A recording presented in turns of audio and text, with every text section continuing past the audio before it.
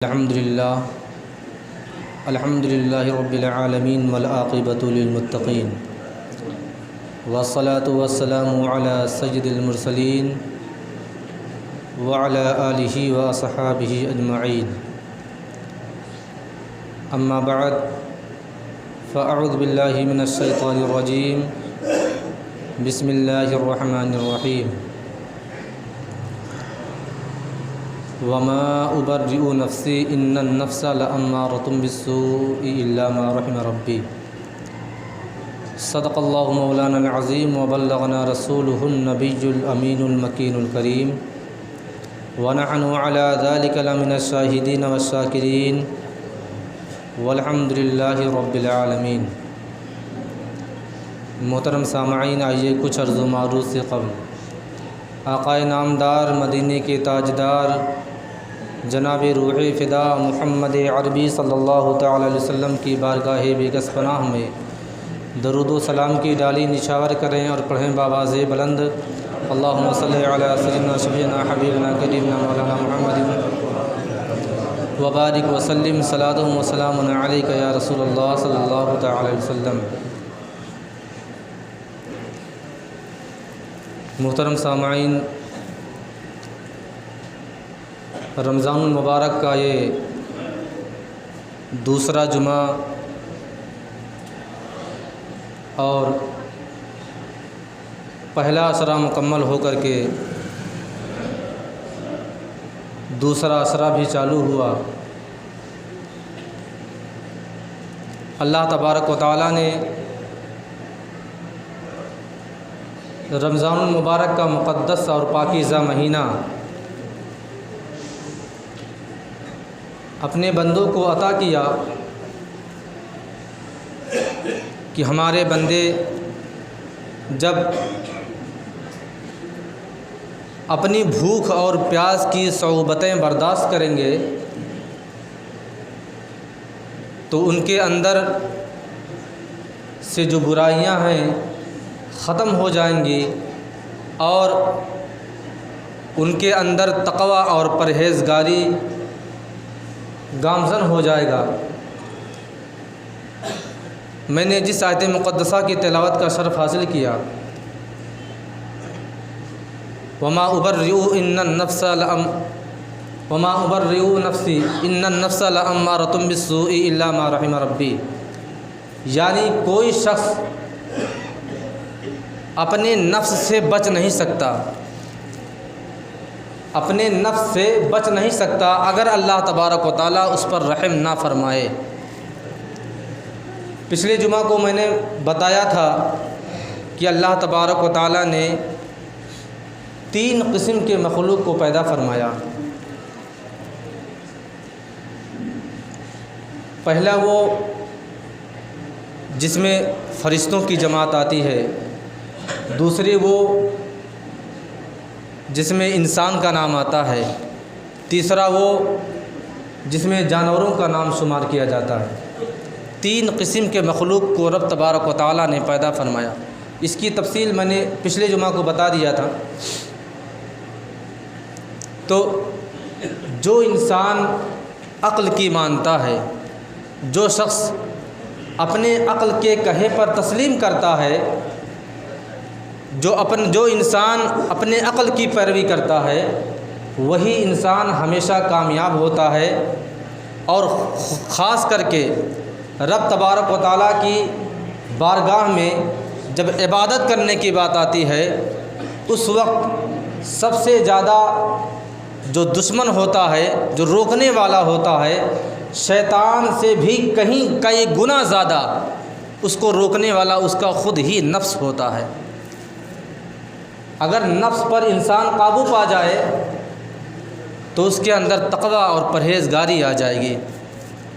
اب آپ سوچتے ہوں گے کہ نفس کی کیا رکاوٹ ہے، نفس کیا ہوتا ہے، اس کا عمل دخل کیا ہے۔ آپ مثال لے لیجئے دنیاوی مثال کے اعتبار سے کہ آپ کوئی بھی نیک کام کرنے کے لیے کوشش کرتے ہیں، جاتے ہیں کرنے کے لیے، لیکن یک بارگی دل میں آتا ہے کہ ارے چلو پھر آگے، ابھی تو پوری عمر پڑی ہوئی ہے، آگے زندگی میں پھر کر لیا جائے گا۔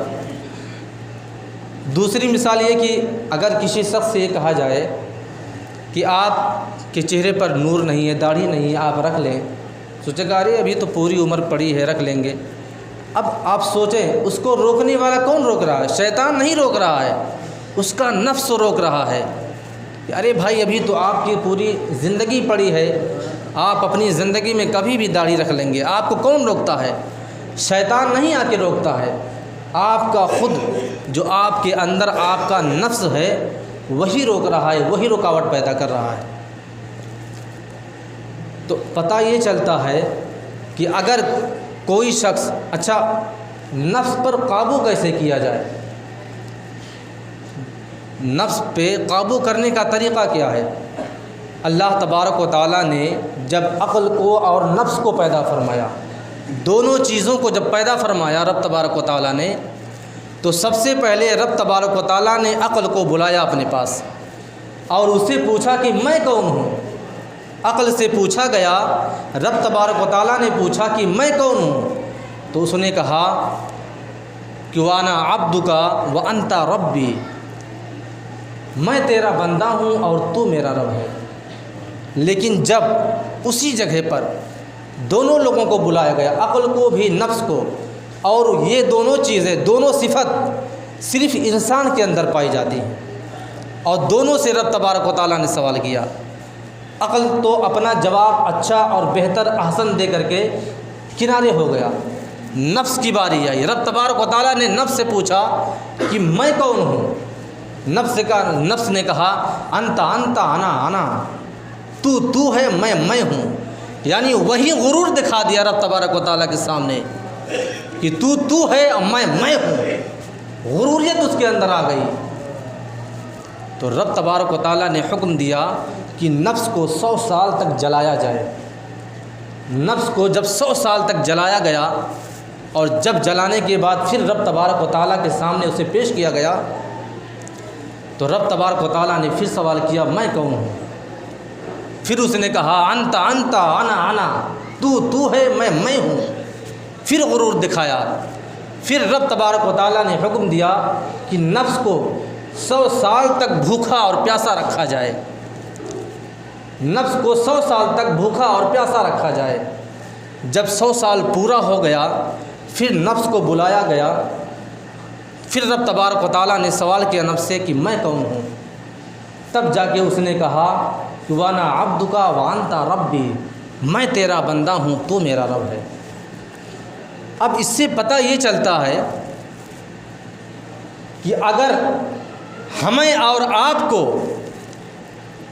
اپنے نفس کو مارنا ہے تو آپ کسی بھی طریقے سے نہیں مار سکتے ہیں، چاہے اس کو جلا دیا جائے، چاہے اس پر آگ لگا دی جائے، لیکن رب تبارک و تعالیٰ کے فرمان سے پتہ چلا کہ اگر کسی انسان کو اگر اپنے نفس پہ قابو کرنا ہے تو اسے بھوکا اور پیاسا رہنا ہوگا۔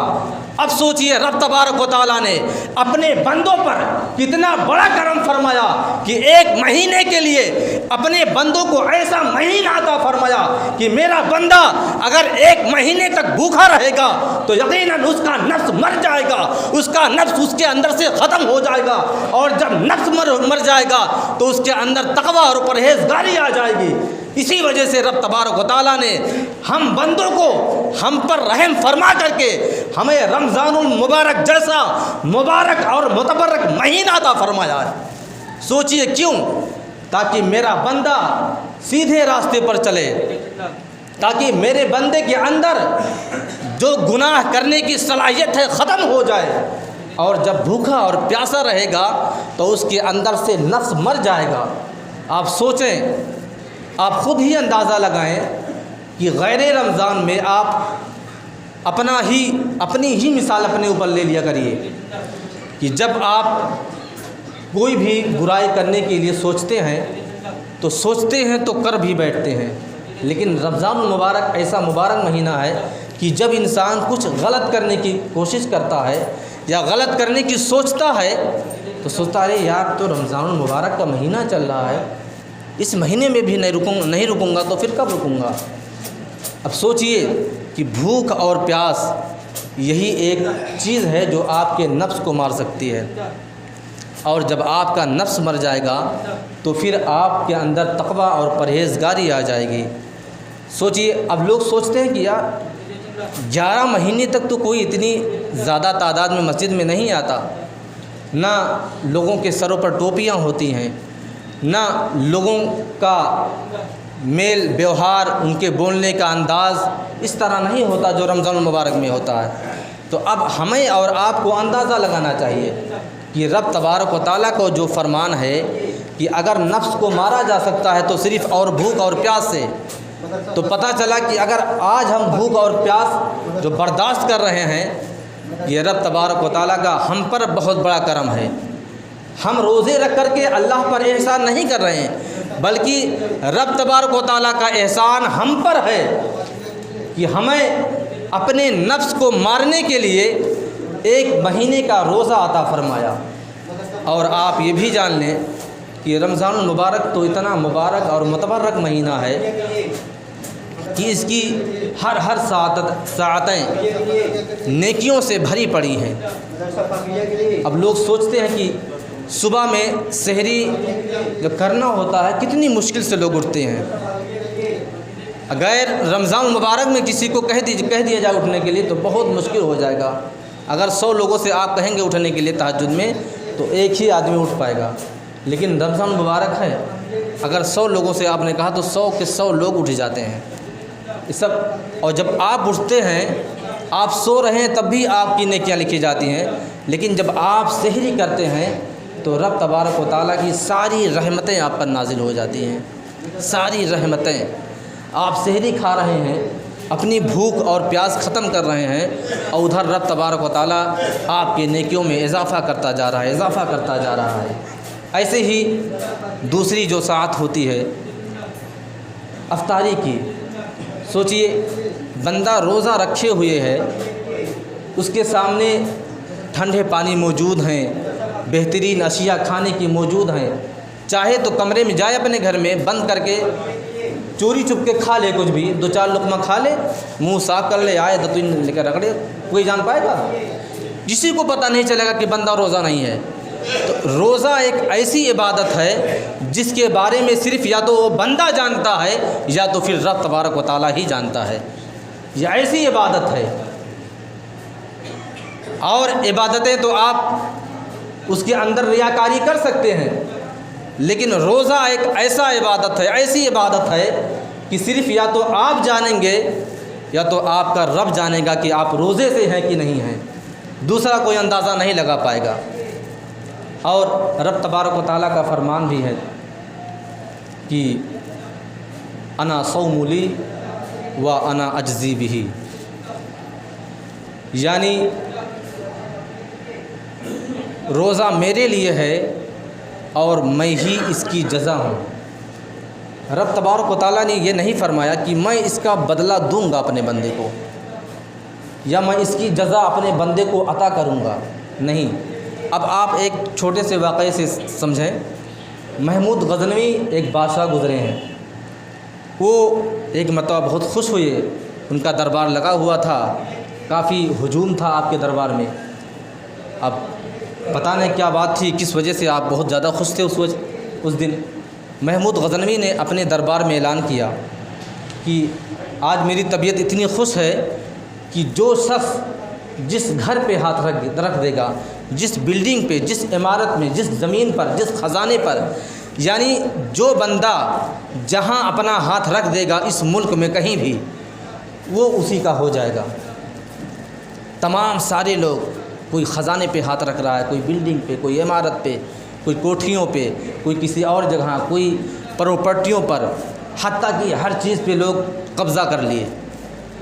محمود غزنوی نے کہا کہ جو جہاں ہاتھ رکھ دیا وہ اس کا ہو گیا۔ ایاز جو آپ کا بہت ہی فرما بردار آپ کے تھے، ایاز خاموشی سے بیٹھے تھے۔ محمود غزنوی نے کہا کہ ایاز، سارے لوگ دربار سے چلے گئے اور جس کو جو لینا تھا، جو پانا تھا، پا لیا، لے لیا، آپ یہیں بیٹھے ہیں، مدرسے میں نہیں آتا ہے۔ پھر ایاز نے سوال کیا، اے بادشاہ سلامت، آپ نے جو اعلان کیا ہے کیا بات پکی اور سچی ہے کہ جس پہ جو ہاتھ رکھ دے گا وہ اسی کا ہو جائے گا؟ اگر بات پکی ہے سچی ہے تو بتائیں۔ محمود غزنوی نے کہا ہاں، جو میں نے اعلان کر دیا تو کر دیا، جو جہاں ہاتھ رکھ دیا وہ اسی کا ہو گیا۔ ایاز خاموشی سے اٹھے، آئے اور محمود غزنوی کے کندھے پہ ہاتھ رکھ دیا۔ محمود غزنوی نے کہا کہ ایاز یہ کیا کر رہے ہو؟ کہا حضور، سب کو خزانہ پیارا تھا، پراپرٹیاں پیاری تھیں، سب نے خزانے پہ ہاتھ رکھ دیا، اور جس کا سارا خزانہ ہی ہے میں نے تو اسی کو پا لیا، اسی پہ ہاتھ رکھ دیا۔ جب وہی میرا ہو گیا تو سارا خزانہ، ساروں پراپرٹیاں میری ہیں، ساری جائیداد میری ہے۔ اسی طرح رب تبارک و تعالیٰ کا فرمان ہے، انا صوم لی وانا اجزی بہ، روزہ میرے لیے ہے اور میں ہی اس کی جزا ہوں، اس کا بدلہ ہوں۔ یعنی جو شخص روزہ رکھتا ہے رب تبارک و تعالیٰ اسی کا ہو جاتا ہے، اور جب رب تبارک و تعالیٰ میرا ہو گیا، اپنے بندے کا ہو گیا، تو پھر جنت تو رب تبارک و تعالیٰ کی ہے نا، جسے چاہے دے دے گا۔ جب رب تمہارا ہو گیا تو پھر سب کچھ ہمارا ہو گیا، کیونکہ ساری چیزیں رب تبارک و تعالیٰ کی ہیں۔ تو سوچئے کتنا بڑا انعام رب تبارک و تعالیٰ روزے داروں کو دے رہا ہے۔ اتنا بڑا انعام کوئی شخص کبھی کسی کو نہیں دے سکتا ہے، جو رب تبارک و تعالیٰ نے اپنے بندوں کو دے دیا اور جو اعلان فرما دیا۔ اللہ تبارک و تعالیٰ کی بارگاہ میں دعا ہے کہ رب تبارک و تعالیٰ ہم تمامی مسلمانوں کے روزوں کو اور رمضان میں کیے جانے والی تمام عبادتوں کو اپنی بارگاہ میں قبول و مقبول عطا فرمائے۔ وآخر دعوانا الحمد للہ رب العالمین۔ السلام علیکم۔